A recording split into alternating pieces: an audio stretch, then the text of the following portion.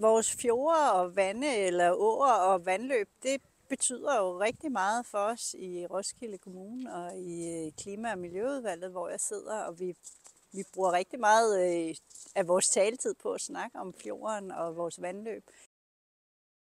Altså, jeg synes, det er et fantastisk formidlingssted for børn at kigge på det krible-krable, der er ude i vandet. Det synes jeg er rigtig dejligt. Men normalt ser man jo bare en spejlblank overflade. Og det at komme ned og kigge fra siden, det gør rigtig meget.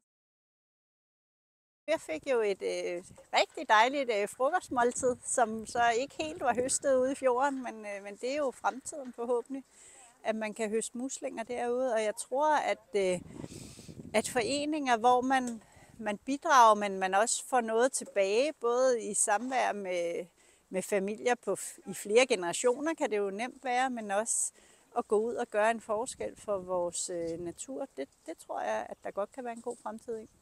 Da jeg kom i byrådet, var en af mine mærkesager, at jeg havde været i Vejle, hvor man kigger på affaldssortering og vand og genbrug og altså formidling af, hvad er det, når vi bruger noget vand, hvor kommer det fra og hvordan og hvorledes. Og der var en af tingene var også vand og havvandsstigninger, hvad betyder det for os, og det er jo også super aktuelt i Roskilde. Der er måske ikke alle, der ved, at det sådan set er sikring mod stigende vandmasser, vi har omkring os, og det synes jeg jo er lavet super flot.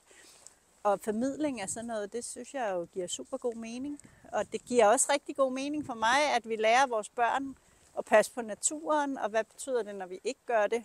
Så formidling af viden, det er en rigtig god ting.